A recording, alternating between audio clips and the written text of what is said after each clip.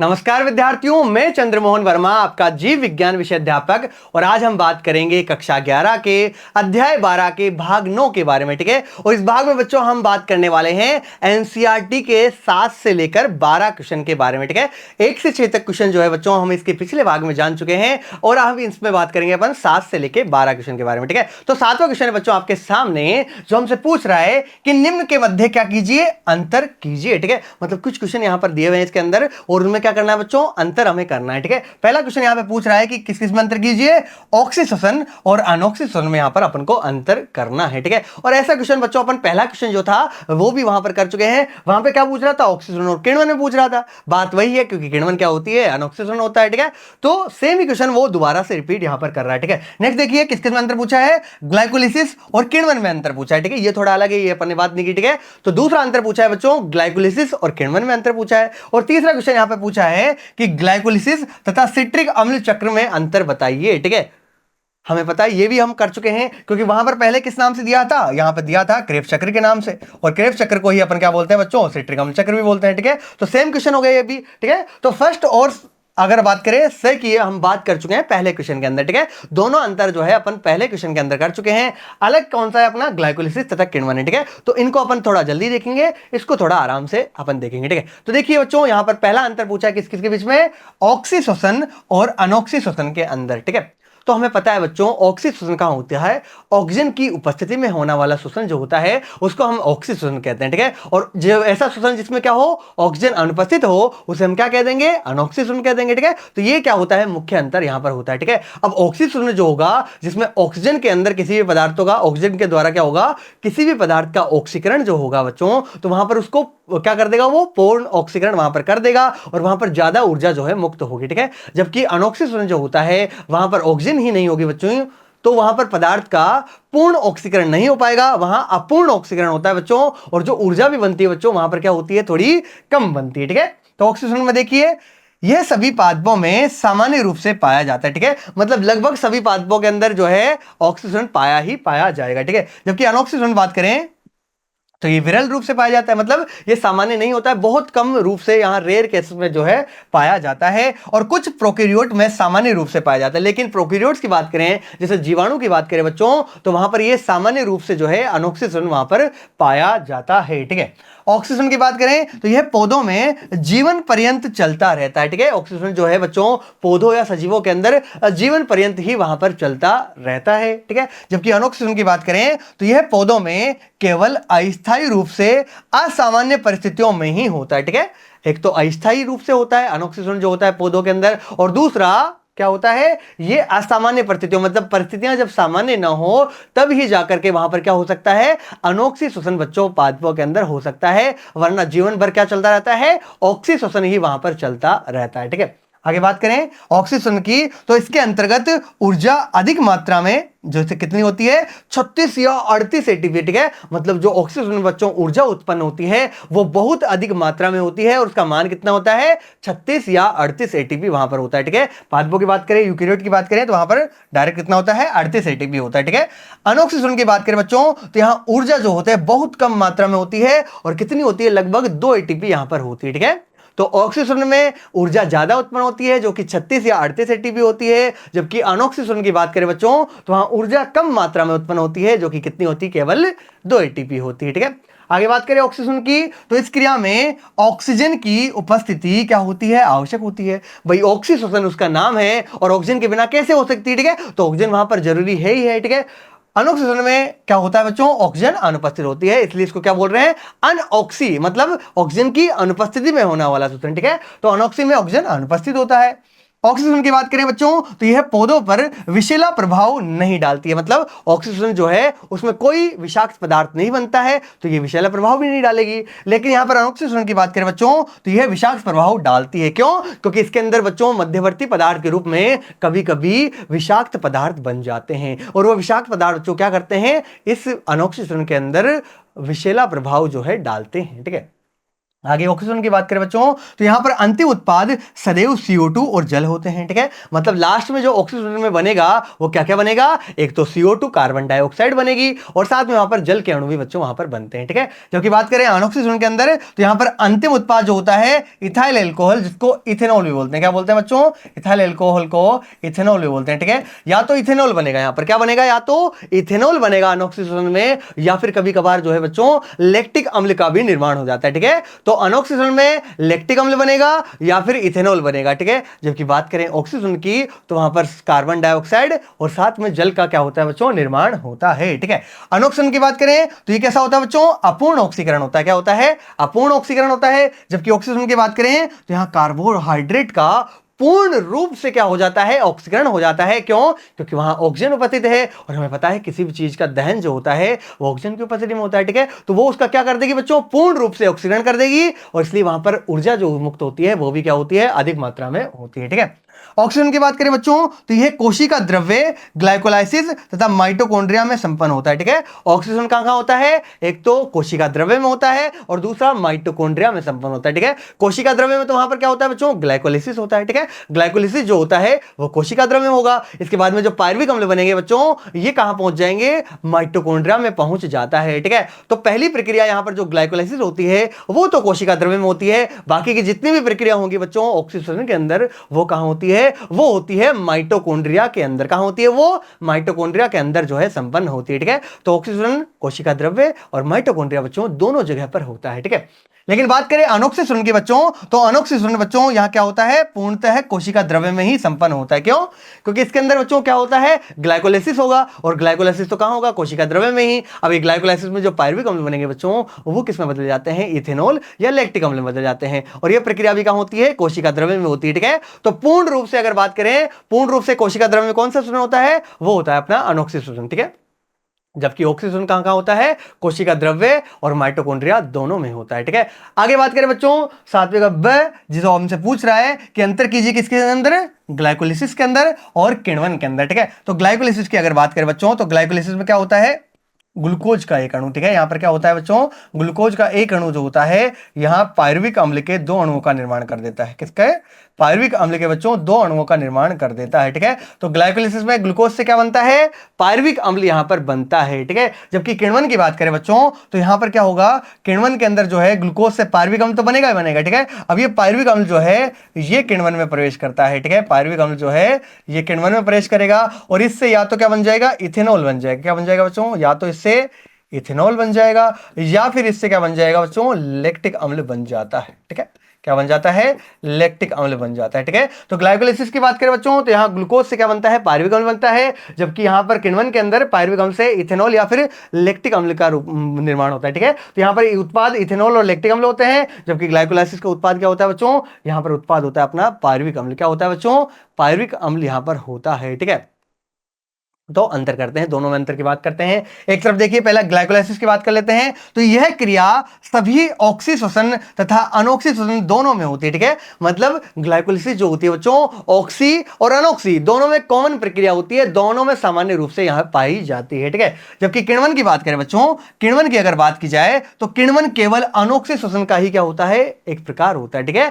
किण्वन क्या है और कुछ नहीं है, अनऑक्सीशोषण ही होता है, ठीक है। तो अनऑक्सीशोषण का प्रकार ही क्या है बच्चों, किण्वन है। जबकि अगर बात करें ग्लाइकोलाइसिस की तो ग्लाइकोलाइसिस बच्चों ऑक्सी और अनऑक्सी दोनों प्रकार के श्वसन में पाया जाता है, ठीक है। आगे बात करें ग्लाइकोलाइसिस की तो ग्लाइकोलाइसिस का अंतिम उत्पाद क्या होता है बच्चों, पायरुविक अम्ल होता है, ठीक है। ग्लाइकोलाइसिस में अंतिम जो उत्पाद होगा वो ग्लूकोज से क्या बनेगा, इसमें पायरुविक अम्ल बनेगा, ठीक है। तो यहां पर अंतिम उत्पाद जो होता है ग्लाइकोलाइसिस का वो क्या होता है बच्चों, वो होता है पायरुविक अम्ल, ठीक है। जबकि बात करें किण्वन के अंदर तो किण्वन के अंदर जो बच्चों अंतिम उत्पाद होगा वो होगा इथेनॉल या फिर लैक्टिक अम्ल, ठीक है। किण्वन के अंदर अंतिम उत्पाद जो होता है वो इथेनॉल या लैक्टिक अम्ल होता है। जबकि ग्लाइकोलाइसिस में क्या होता है बच्चों, ग्लाइकोलाइसिस में होता है अपना पायरुविक अम्ल, ठीक है।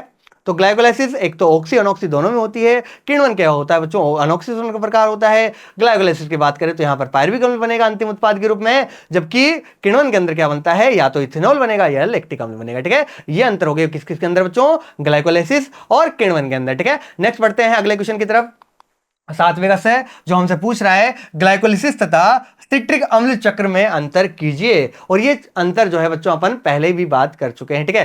सिट्रिक अम्ल चक्र को बच्चों, पहले तो सिट्रिक अम्ल चक्र जो होता है बच्चों, इसको टीसीए चक्र भी कहते हैं। क्या कहते हैं? टीसीए चक्र भी कहते हैं। इसी को क्रेब्स चक्र भी कहा जाता है। इसी को क्या कहा जाता है बच्चों? क्रेब्स चक्र भी कहा जाता है। सारे के सारे जो नाम है बच्चों किसके हैं? इसी के हैं। इसको क्रेब्स चक्र भी कहते हैं, इसको सिट्रिक अम्ल चक्र भी कहते हैं, ठीक है। और ये बच्चों इसको और क्या कहा जाता है? इसको सिट्रिक अम्ल चक्र, टीसीए चक्र भी कहा जाता है, ट्राई कार्बोक्सिलिक अम्ल चक्र, ठीक है। तो देखिए अगर बात करें बच्चों ग्लाइकोलाइसिस की, तो ग्लाइकोलाइसिस कहां होता है? ये संपन्न होता है कोशिका द्रव्य में। अगर बात करें सिट्रिक अम्ल चक्र की, तो ये संपन्न कहां होता है? माइटोकॉन्ड्रिया के आधात्री में संपन्न होता है, ठीक है। यहाँ पे अंतिम उत्पाद क्या बनता है, ठीक है। ये क्या होती है? रेखिक प्रक्रिया होती है। ये क्या होती है बच्चों? ये चक्रीय प्रक्रिया होती है, ठीक है। सिट्रिक अम्ल तो क्या होता है बच्चों? चक्रीय प्रक्रिया में होता है, जबकि ग्लाइकोलाइसिस क्या होती है? एक रेखिक प्रक्रिया होती है जहां 10 पद होते हैं और यहां ग्लूकोज से क्या बनता है बच्चों? यहां पार्विक अम्ल का निर्माण होता है, ठीक है। जबकि चक्र की सिट्रिक अम्ल चक्र की बात करें बच्चों, तो यहां पर जो एसिटाइल को है वो ग्रहण करता है कौन? ऑक्जेलो एसिटिक अम्ल।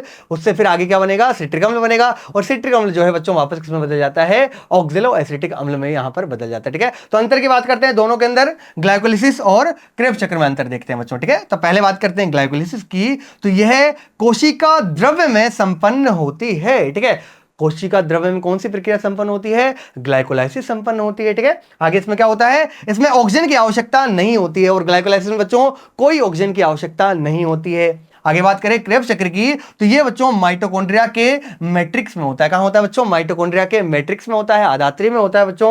और इसमें ऑक्सीजन की आवश्यकता बच्चों होती है, ठीक है। तो ग्लाइकोलाइसिस में ऑक्सीजन की आवश्यकता नहीं होती, जबकि क्रेब्स चक्र में ऑक्सीजन की आवश्यकता होती है, ठीक है। और बात करें बच्चों ग्लाइकोलाइसिस जो होता है कैसा होता है? रेखिक प्रक्रम होता है, ठीक है। ये भी कर सकते हो, ठीक है। ये कैसा होता है बच्चों? रेखिक प्रक्रम होता है। जबकि क्रेब्स चक्र की बात करें तो ये कैसा होता है बच्चों? ये चक्रीय प्रक्रम होता है, ठीक है। क्रेब्स चक्र चक्रीय प्रक्रम होता है और ग्लाइकोलाइसिस एक रेखिक प्रक्रम होता है, ठीक है।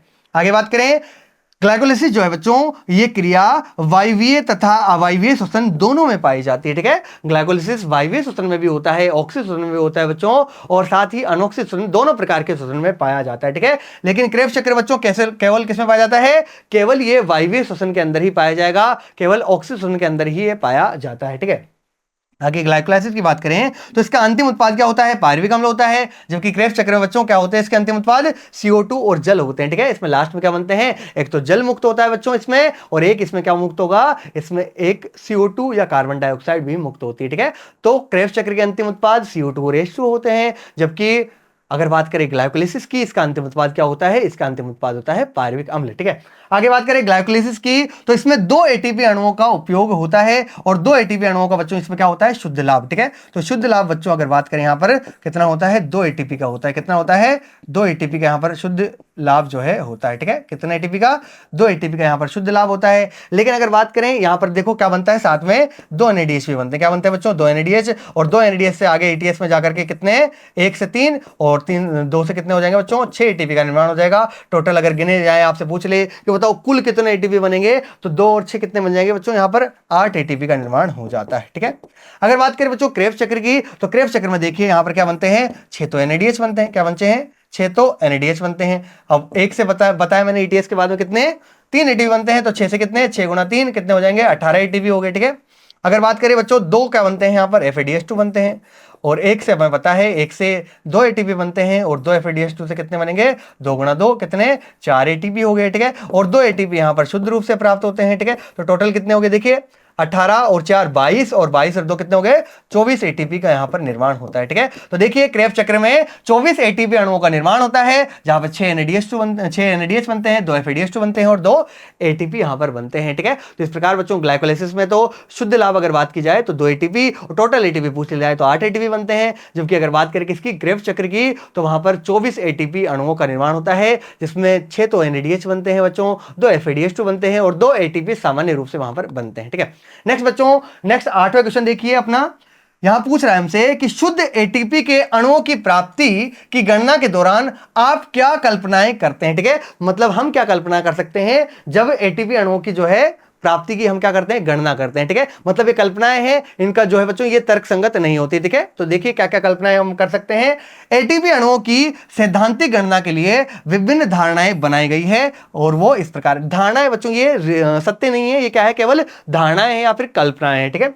बात करते हैं पहले पॉइंट की, देखिए यह क्या होता है, क्रमिक सुव्यवस्थित क्रियात्मक मार्ग है जिसमें एक क्रियाधार से दूसरे क्रियाधार का क्या होता है, निर्माण होता है। ठीक है, इसमें क्या होता है बच्चों, एक क्रियाधार से दूसरा क्रियाधार बनता रहता है। ठीक है, जिसमें ग्लाइकोलिसिस से शुरू होकर क्रेब्स चक्र तथा इलेक्ट्रॉन परिवहन तंत्र एक के बाद एक आता है। ठीक है, मतलब इसमें क्या होता है, पहले ग्लाइकोलिसिस आएगा, फिर क्रेब्स चक्र आएगा, फिर ईटीएस, मतलब एक के बाद एक जो है इसमें प्रक्रम जो है आते रहते हैं। लेकिन असली में बच्चों ऐसा नहीं होता है। असली में क्या होता है, ये सारी प्रक्रियाएं बच्चों समांतर रूप से चलती रहती है। ठीक है, लेकिन ये तो क्या है, कल्पनाएं हैं, धारणाएं हैं। ठीक है, तो पहली बात अपन ने क्या की कि ये सारी की सारी प्रक्रियाएं जो होती है कौन कौन सी, पहले ग्लाइकोलाइसिस और दूसरी अपनी कौन सी होगी, क्रेब्स चक्र हो गया, और ईटीएस जो है ये एक के बाद एक चलती है। ठीक है, नेक्स्ट सेकंड पॉइंट की बात करें तो देखिए ग्लाइकोलिसिस में संश्लेषित एनएडी माइटोकॉन्ड्रिया में आता है जहां उसका क्या होता है, फॉस्फोरिलीकरण होता है। ठीक है, मतलब एनएडी जो होता है बच्चों, ठीक है, ग्लाइकोलिसिस में जो एनएडी बनेगा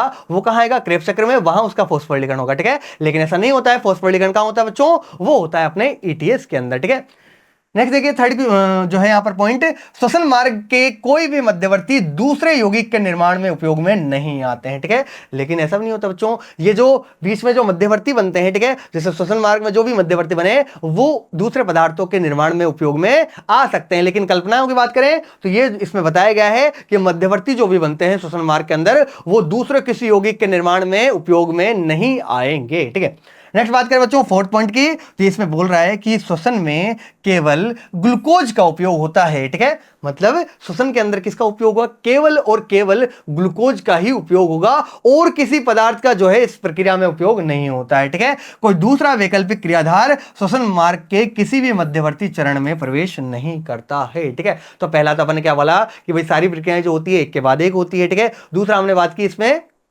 कि श्वसन मार्ग के कोई भी मध्यवर्ती जो है दूसरे यौगिक के निर्माण में यहां पर काम में नहीं आता है। ठीक है, और जो एनएडी बनेगा ग्लाइकोलाइसिस में वो क्रेब्स चक्र में जाकर उसका फॉस्फोरिलीकरण हो जाएगा, एटीपी बन जाएगा उससे। ठीक है, और लास्ट में अपन ने बात की कि श्वसन में केवल ग्लूकोज का ही उपयोग होता है, इसमें वसा और प्रोटीन का उपयोग नहीं हो सकता। लेकिन ऐसा नहीं होता बच्चों, ये तर्कसंगत नहीं है, क्योंकि वहां पर जो है अगर जो है कार्बोहाइड्रेट वहां पर क्या है, अनुपस्थित है, तो उसकी अनुपस्थिति में वहां पर वसा या फिर प्रोटीन भी जो है काम में आ सकता है। ठीक है, नेक्स्ट बात करते हैं बच्चों 90वें क्वेश्चन की हमारे। ठीक है, जो हमसे पूछ रहा है कि श्वसनीय पथ एक एम्फिबोलिक पथ होता है, इसकी चर्चा करें। ठीक है, तो पहले तो हमें पता होना चाहिए कि एम्फिबोलिक का मतलब क्या होता है। ठीक है, यहां पूछा है एम्फिबोलिक पथ का।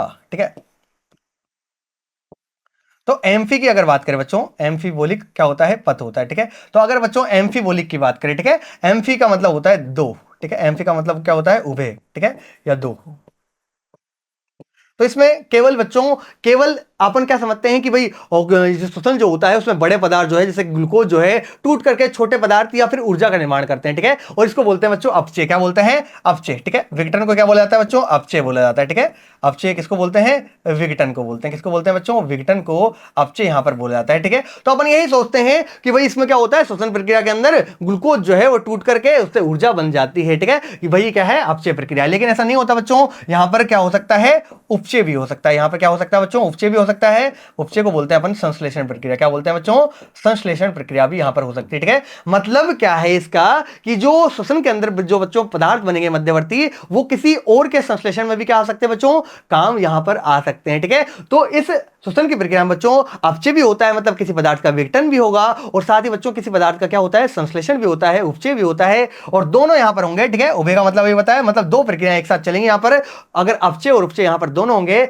इसलिए इसको क्या कहा जाता है बच्चों, श्वसन को एम्फिबोलिक पथ कहा जाता है। क्या कहा जाता है, श्वसन को एम्फिबोलिक पथ कहा जाता है। ठीक है, तो किस प्रकार होता है बच्चों, आइए समझते हैं। ठीक है, देखिए श्वसन क्रिया के लिए ग्लूकोज एक सामान्य क्रियाधार है। ठीक है, श्वसन क्रिया के लिए सबसे सामान्य प्रकार का अगर क्रियाधार कोई पूछ ले तो क्या होता है, कार्बोहाइड्रेट होता है या फिर ग्लूकोज होता है। ठीक है, इसे कोशिकीय ईंधन भी कहते हैं। इसे क्या कहते हैं अपन, कोशिकीय ईंधन। सबसे ज्यादा यही प्रयोग में आता है और इसी से ऊर्जा की प्राप्ति होती है, इसलिए इसको क्या कह देते हैं, कोशिका का ईंधन या कोशिकीय ईंधन भी इसको कह देते हैं। ठीक है, आगे बात करें, श्वसन सामान्यतः अपचय प्रक्रिया समझी जाती है। कैसी समझी जाती है बच्चों, अपचय प्रक्रिया समझी जाती है, जिसमें पदार्थों को क्या हो, केवल क्या हो बच्चों, इसमें किसमें, पदार्थों का विघटन हो, यही समझा जाता है भाई। अधिकतर तो भाई क्या होता है कि भाई श्वसन क्या है, केवल विघटन प्रक्रिया है, केवल अपचय प्रक्रिया है, ठीक है। लेकिन ऐसा नहीं होता, जिसमें क्या होगा बच्चों, कार्बोहाइड्रेट श्वसन क्रिया में प्रयोग किए जाने से पूर्व ग्लूकोज में बदल जाता है। अब ये जो कार्बोहाइड्रेट है सबसे पहले क्या होता है, किसमें बदल दिया जाता है, ग्लूकोज में बदल दिया जाता है, ठीक है।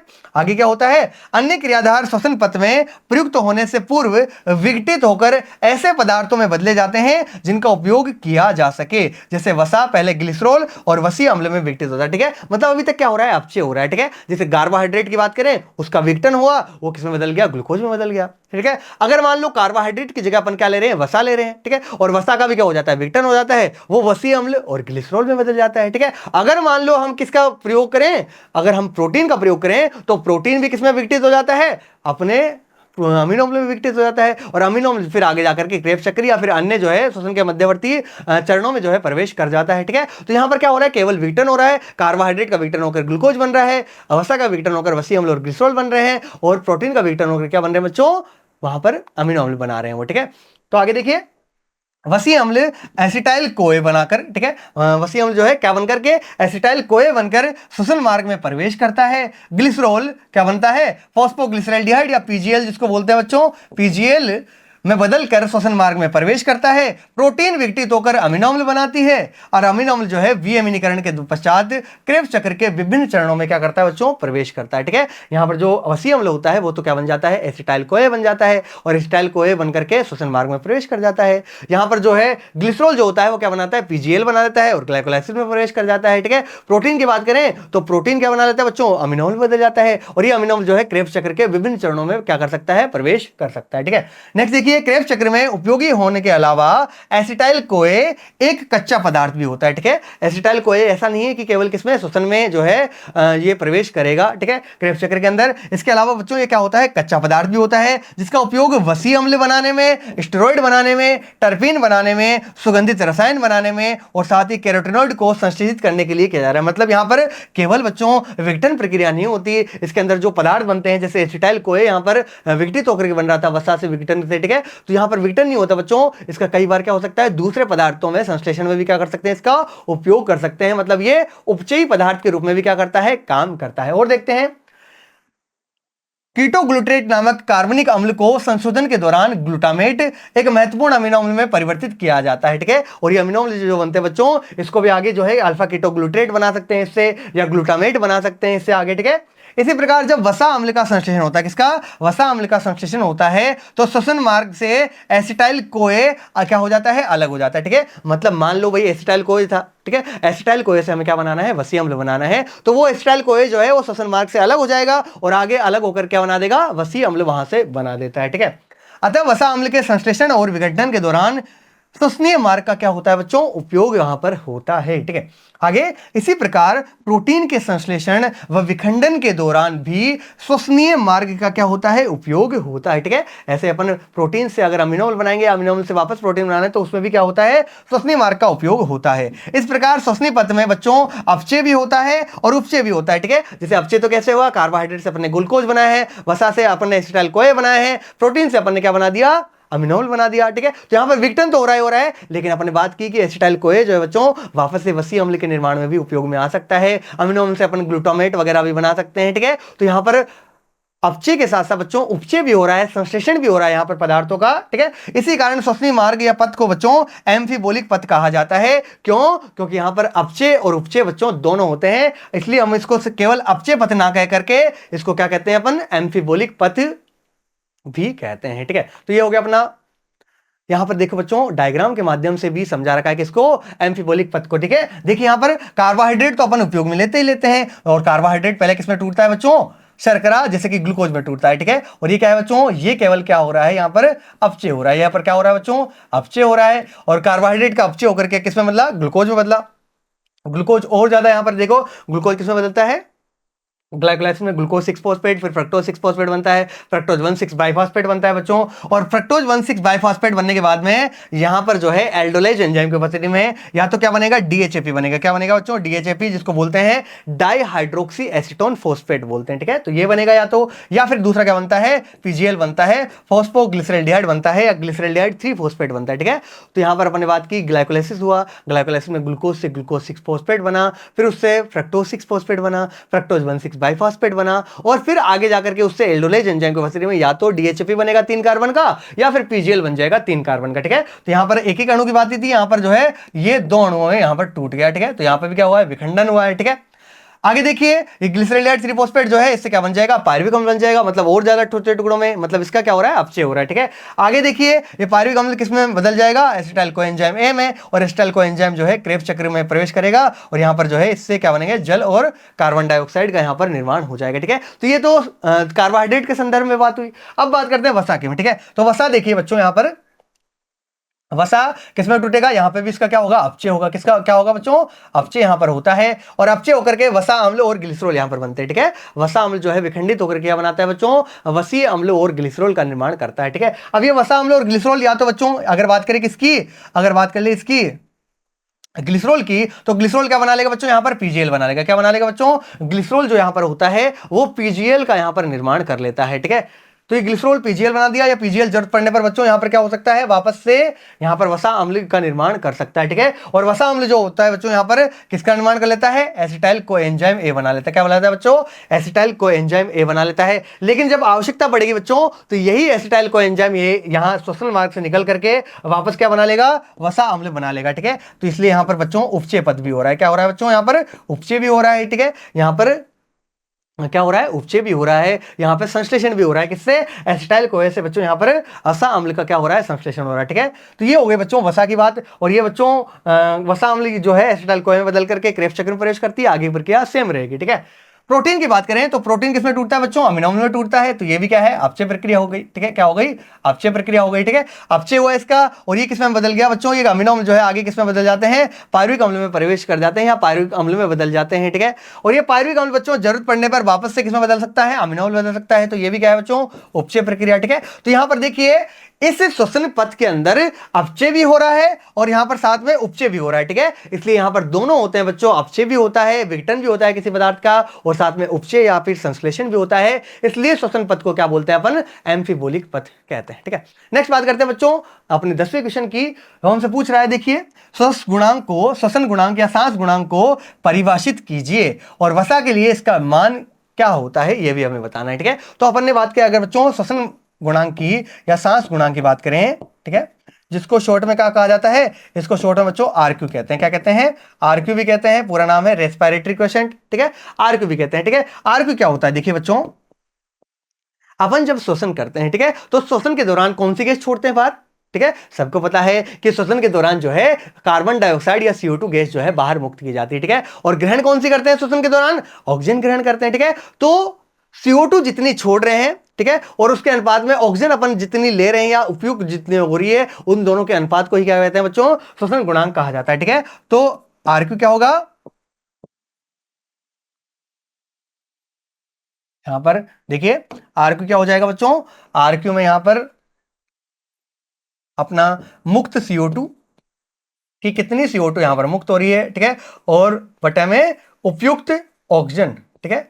मतलब अपन श्वसन प्रक्रिया के अंदर कितनी ऑक्सीजन को मुक्त कर रहे हैं और कितनी ऑक्सीजन वहां पर उपयोग में ले रहे हैं बच्चों, दोनों का अनुपात ही क्या कहलाता है, श्वसन गुणांक या रेस्पिरेटरी क्वोशिएंट यहां पर कहलाता है, ठीक है। क्या कहलाता है, श्वसन गुणांक कहलाता है, ठीक है। अगर बात करें बच्चों कार्बोहाइड्रेट की, किसकी बात करें बच्चों, कार्बोहाइड्रेट की बात करें, तो कार्बोहाइड्रेट का श्वसन गुणांक क्या होता है, एक होता है। क्या होता है, श्वसन गुणांक वहां पर क्या होता है, एक होता है। किसके लिए, कार्बोहाइड्रेट के लिए। क्यों, क्योंकि वहां पर जो मुक्त CO2 होती है बच्चों और उपयोग में ली गई ऑक्सीजन जो होती है, उन दोनों का मान क्या होता है बच्चों, बराबर होता है, ठीक है। लेकिन अगर बात करें बच्चों किसके लिए, वसा के लिए, ठीक है। तो वसा की अगर बात करें बच्चों, तो वसा में क्या होता है, देखिए एक तो COOH वहां पर शीर्ष के रूप में होता है, और एक क्या होती है बच्चों, लंबी कार्बन श्रृंखला वहां पर पाई जाती है, ठीक है। तो यहां पर देखिए कार्बन ज्यादा है और ऑक्सीजन बहुत कम है, ठीक है। तो यहां पर ऑक्सीजन कम होने के कारण इसके ऑक्सीकरण के लिए हमको क्या देनी पड़ेगी, बहुत ज्यादा ऑक्सीजन देनी पड़ेगी, ठीक है। और अगर ज्यादा ऑक्सीजन दे रहे हैं बच्चों, तो देखिए ऑक्सीजन कहां है, यहां पर ऑक्सीजन नीचे की तरफ है, ठीक है। तो नीचे वाला मान अगर बच्चों ज्यादा होगा,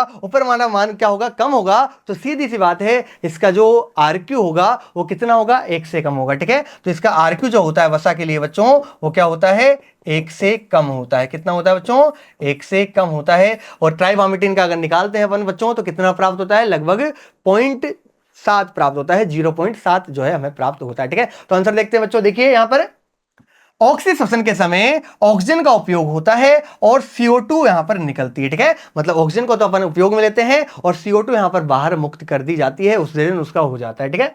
श्वसन के दौरान मुक्त हुई CO2 तथा उपयोग में लाई गई ऑक्सीजन के अनुपात को ही क्या कहते हैं अपन, श्वसन गुणांक या रेस्पिरेटरी क्वोशिएंट या शॉर्ट में RQ कहते हैं, ठीक है। मतलब मुक्त CO2 बटा उपयुक्त ऑक्सीजन के अनुपात को ही क्या कहते हैं अपन, श्वसन गुणांक या RQ कहते हैं। तो देखिए यहां पर श्वसन गुणांक का सूत्र भी दिया हुआ है, मुक्त हुई CO2 का आयतन बटा उपयोग में लाई गई ऑक्सीजन का आयतन क्या कहलाता है, अपना श्वसन गुणांक या RQ कहलाता है, ठीक है। आगे देखिए वसाओं का श्वसन गुणांक सदैव 1 से कम होता है, ठीक है। किसका, वसा का अगर बच्चों श्वसन गुणांक की बात की जाए तो वो सदैव क्या होगा बच्चों, 1 से कम यहां पर प्राप्त होता है, ठीक है। और वसाओं में कार्बोहाइड्रेट की तुलना में ऑक्सीजन की बच्चों क्या होती है, कम मात्रा यहां पर होती है। अब ऑक्सीजन कम है बच्चों किसी जगह पर, तो वहां पर जो है ऑक्सीकरण के लिए उसके ज्यादा ऑक्सीजन हमें देनी पड़ेगी, और अगर ऑक्सीजन का मान ज्यादा हो जाएगा तो वो मान जो है बच्चों, उसके RQ का मान क्या होगा, सदैव 1 से कम ही प्राप्त होगा, ठीक है। अतः इनके ऑक्सीकरण हेतु बाहरी स्रोत से अधिक ऑक्सीजन की आवश्यकता होती है। इसके अतिरिक्त वसाओं का प्राय सीधा ऑक्सीकरण नहीं हो पाता, ठीक है। प्रथम इनका क्या होता है, जल अपघटन होकर वसीय अम्ल तथा ग्लिसरॉल का निर्माण होता है, ठीक है। वसा का बच्चों सीधा जो है वहां पर जो है क्या नहीं हो पाता, उसका विघटन नहीं हो पाता। उससे पहले क्या बनता है बच्चों, जल अपघटन होता है, जिससे वसीय अम्ल बनते हैं और ग्लिसरॉल का निर्माण होता है, ठीक है। जिसमें भी कुछ ऑक्सीजन की मात्रा का प्रयोग होता है।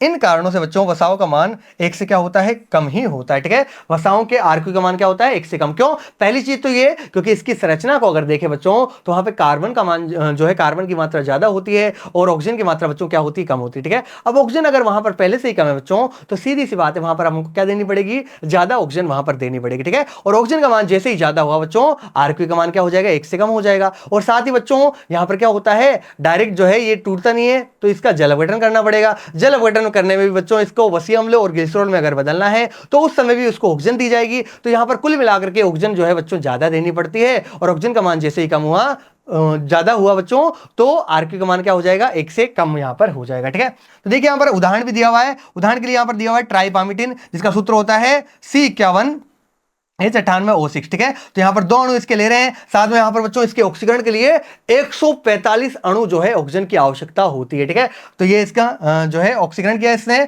और इस यहां पर कितनी उत्पन्न होगी बच्चों, 102 जो है CO2 के अणु यहां पर उत्पन्न होंगे, और साथ में बच्चों 98 या 98 जो है जल के अणु भी यहां पर मुक्त होंगे, ठीक है। तो यहां पर RQ इसका निकाले बच्चों, तो देखिए क्या होती है, RQ अपने को पता है, मुक्त CO2 बटा उपयुक्त ऑक्सीजन ही होती है, यही था RQ, ठीक है। तो यहां पर बच्चों देखिए मुक्त CO2 कितनी हो रही है, 102 हो रही है, तो बटे ऊपर क्या लिखा अपन ने, 102 लिखा, बटे में कितना लिखा, 145 लिखा, मान कितना आएगा इसका, 0.70 आएगा, ठीक है। कितना आएगा, 0.70, और हमें पता है 0.70 बच्चों 1 से कम होता है, ठीक है। तो वसा के RQ का मान जो है बच्चों सदैव क्या होता है, 1 से कम होता है, ठीक है। और ट्राइपामिटिन के केस में बच्चों कितना हो जाएगा, 0.7 यहां पर हो जाएगा, ठीक है। नेक्स्ट बच्चों बात करेंगे 11वें क्वेश्चन की, जो हमसे पूछ रहा है ऑक्सीकारी फॉस्फोरिलीकरण क्या है। क्या पूछ रहा है बच्चों, 11वां क्वेश्चन हमसे पूछ रहा है कि ऑक्सीकारी फॉस्फोरिलीकरण क्या होता है, ठीक है। तो देखिए बच्चों ऑक्सीकारी फॉस्फोरिलीकरण की बात करें तो ये ETS को ही कहा जाता है। क्या किसको कहा जाता है बच्चों, ऑक्सीकारी फॉस्फोरिलीकरण जो है ETS का ही दूसरा नाम है। क्यों बोलते हैं इसको ऑक्सीकारी, ऑक्सीकारी का मतलब होता है बच्चों ऑक्सीजन की उपस्थिति में होने वाला, ठीक है। ये किसकी उपस्थिति में होता है, ऑक्सीजन की उपस्थिति में होता है, इसलिए इसको ऑक्सीकारी बोलते हैं, ठीक है। और फॉस्फोरिलीकरण की बात करें बच्चों, तो फॉस्फोरिलीकरण का मतलब होता है ADP और आईपी के साथ बच्चों इन दोनों के जुड़ने से किसका निर्माण होना, एटीपी का संश्लेषण होना, एटीपी का निर्माण होना। ठीक है, तो एटीपी का निर्माण होना तो क्या कहलाएगा बच्चों, फॉस्फोरिलीकरण कहलाएगा। और ऑक्सीकरण का क्या मतलब बच्चों, यहां पर ऑक्सीजन की उपस्थिति में। ठीक है, तो हमें पता है बच्चों इलेक्ट्रॉन परिवहन तंत्र या ईटीएस की बात करें तो वहां ऑक्सीजन की उपस्थिति में क्या होता है, एटीपी का संश्लेषण होता है। इसलिए ईटीएस को बच्चों हम क्या कहते हैं, ऑक्सीकारी फॉस्फोरिलीकरण भी कहते हैं। ठीक है, तो आंसर देखते हैं बच्चों इसका। देखिए, इलेक्ट्रॉन परिवहन तंत्र में ऑक्सीजन अंतिम हाइड्रोजन ग्राही के रूप में कार्य करता है। ठीक है, हमें पता है कि जो ईटीएस होता है उसमें अंतिम हाइड्रोजन ग्राही कौन होता है, वो ऑक्सीजन ही होता है। ठीक है, प्रकाश फॉस्फोरिलीकरण के विपरीत जहां प्रोटॉन प्रवणता के निर्माण में प्रकाश ऊर्जा का उपयोग फॉस्फोरिलीकरण के लिए होता है। ठीक है, अगर बात करें किसकी, अगर फॉस्फो क्या बोलते हैं, फोटोसिंथेसिस की बात करें बच्चों, प्रकाश संश्लेषण की बात करें तो वहां पे भी जो है एटीपी का संश्लेषण होता है, लेकिन वहां पर बच्चों प्रकाश ऊर्जा की वहां पर जो है उपयोग वहां पर किया जाता है प्रोटॉन प्रवणता के लिए। ठीक है, प्रोटॉन प्रवणता से हम क्या करना है, वहां पर जो है प्रोटॉन प्रवणता से हमें वहां पर एटीपी का निर्माण करना है बच्चों, लेकिन उसके लिए बच्चों वहां पर किसकी आवश्यकता होती थी, वहां पर प्रकाश ऊर्जा की आवश्यकता होती थी एटीपी के निर्माण के लिए। ठीक है, जबकि यहां पर ऐसा नहीं होता, यहां पर प्रकाश ऊर्जा की आवश्यकता नहीं होती। ठीक है, तो असल में इस प्रकार की प्रक्रिया में ऑक्सीकरण अपचयन द्वारा, ठीक है, यहां पर क्या होता है, यहां पर ऑक्सीकरण और अपचयन होता है बच्चों। ठीक है, वहां पर जो है प्रकाश ऊर्जा काम में आती थी और प्रकाश ऊर्जा के द्वारा वहां पर एटीपी का संश्लेषण हो रहा था बच्चों, लेकिन श्वसन के अंदर ऐसा नहीं होता है। यहां ऑक्सीकरण और अपचयन होता है और इन ऑक्सीकरण और अपचयन के द्वारा ही यहां पे क्या होता है बच्चों, एटीपी का संश्लेषण होता है। इसलिए इसको क्या बोलते हैं, ऑक्सीकारी फॉस्फोरिलीकरण कहते हैं। ठीक है, द्वारा ऊर्जा की पूर्ति होती है, फलस्वरूप इस कारण से हुई क्रियाविधि को क्या बोलते हैं, ऑक्सीकारी फॉस्फोरिलीकरण कहते हैं। क्यों, क्योंकि यहां पर ऑक्सीजन काम आ रही है, यहां पर अपन क्या कर रहे हैं, प्रकाश ऊर्जा को भी उपयोग नहीं कर रहे। यहाँ प्रोटॉन प्रवणता जो है वो प्रकाश ऊर्जा की सहायता से एटीपी का निर्माण भी नहीं कर रही। ठीक है, यहाँ पे ऑक्सीजन की उपस्थिति में हो रहा है, ऑक्सीकरण अपचयन प्रक्रिया द्वारा बच्चों एटीपी का निर्माण हो रहा है, इसलिए इसको क्या बोलते हैं, ऑक्सीकारी फॉस्फोरिलीकरण बोलते हैं। किसको, ईटीएस को यहाँ पर। ठीक है, नेक्स्ट बात करें बच्चों, 12वां क्वेश्चन है, लास्ट क्वेश्चन है एनसीईआरटी का।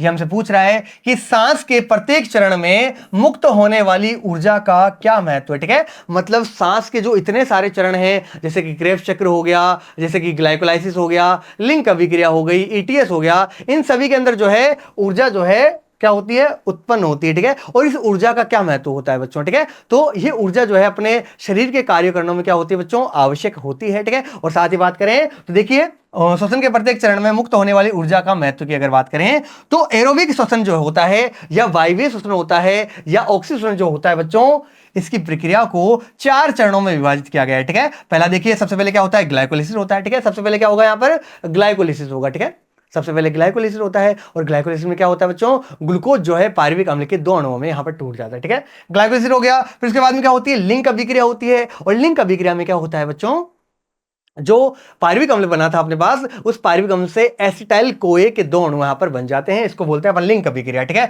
और ये बच्चों क्या करती है, ये ग्लाइकोलाइसिस को टीसीए चक्र या क्रेब्स चक्र से जोड़ती है, इसलिए इसको लिंक अभिक्रिया कहा जाता है। अगला क्या होगा, टीसीए चक्र होगा या क्रेब्स चक्र होगा बच्चों, जिसमें ये जो एसिटाइल कोए बना था वो प्रवेश करता है किसमें, टीसीए चक्र में, और उसको ग्रहण कौन करेगा, ऑक्जेलो एसिटिक अम्ल करेगा बच्चों, और इससे क्या बना देगा, सिट्रिक अम्ल का निर्माण कर देगा, और इस प्रकार जो है सिट्रिक अम्ल से वापस से ऑक्जेलो एसिटिक, और इस प्रकार ये चक्र चलता रहता है। ठीक है, और अंततः बच्चों ईटीएस के अंदर क्या होता है, जो NADH2 और FADH2 बनते हैं बच्चों इस पूरी प्रक्रिया के अंदर, कि ग्लाइकोलाइसिस में, लिंक अभिक्रिया में और टीसीए में जितने भी जो है बच्चों NADH2 बनेंगे या FADH2 जो बनेंगे बच्चों, वो अब पहुंचते हैं किसके अंदर, ईटीएस के अंदर, और वो ईटीएस में बच्चों उनका क्या होता है, ऑक्सीकरण होता है, और उससे जो है एटीपी या ऊर्जा जो है मुक्त होती है। ठीक है, आमतौर पर यह माना जाता है कि प्रत्येक चरण में श्वसन और एटीपी उत्पादन की प्रक्रिया चरणबद्ध तरीके से होती है। एक मार्ग का उत्पाद दूसरे मार्ग का क्या होता है बच्चों, क्रियाधार बनाता है। ठीक है, मतलब एक मार्ग में जो उत्पाद बनेगा वो दूसरे मार्ग के लिए क्या हो सकता है बच्चों, क्रियाधार हो सकता है। जैसे कि बात करें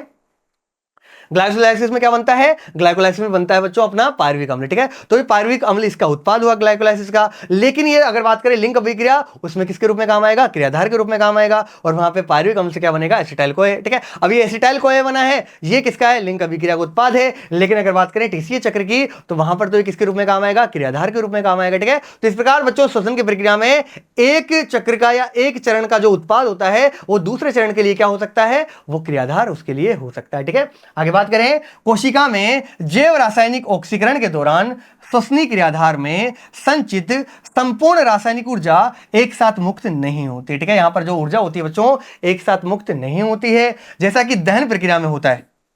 लेकिन दहन की बात करें, दहन तो अजैविक प्रक्रिया होती है बच्चों, वहां पर तो एक साथ सारी ऊर्जा मुक्त हो जाती है। लेकिन श्वसन में बच्चों ऐसा नहीं होता, यहां पर धीरे धीरे चरणबद्ध रूप से जो है यहां पर क्या होती है, ऊर्जा मुक्त होती है। ठीक है, यह एंजाइम द्वारा नियंत्रित चरणबद्ध धीमी अभिक्रियाओं के रूप में मुक्त होती है। ठीक है, यह तो एक तो जो है एंजाइम द्वारा जो है नियंत्रित होती है, और ये चरणबद्ध धीमी प्रक्रियाओं में जो है यहां पर क्या होता है बच्चों, ऊर्जा मुक्त होती रहती है। ठीक है, नेक्स्ट, एक मार्ग का उत्पाद दूसरे मार्ग का बच्चों क्रियाधार यहां पर बनाता है। ठीक है, क्या बनाता है, एक मार्ग के अंदर जैसे कि अपनी बात की थी, एक मार्ग का या ग्लाइकोलाइसिस का जो उत्पाद होगा वो लिंक अभिक्रिया के लिए क्या होगा, वो लिंक अभिक्रिया के लिए क्रियाधार के रूप में काम आएगा। ऐसे अगर लिंक अभिक्रिया के उत्पाद की बात करें तो वो क्रेब्स चक्र के लिए किसके लिए काम आएगा बच्चों, वो क्रेब्स चक्र के अंदर क्रियाधार के रूप में काम आएगा। ठीक है, तो एक चरण का जो उत्पाद होता है वो दूसरे चरण के लिए क्या हो सकता है, क्रियाधार यहां पर हो सकता है। ठीक है, नेक्स्ट देखिए, श्वसन के दौरान उत्पादित विभिन्न अणु अन्य जैव रासायनिक प्रक्रियाओं में शामिल होते हैं। ठीक है, मतलब श्वसन के दौरान बच्चों जितने सारे पदार्थ जो है उत्पन्न होते हैं बच्चों,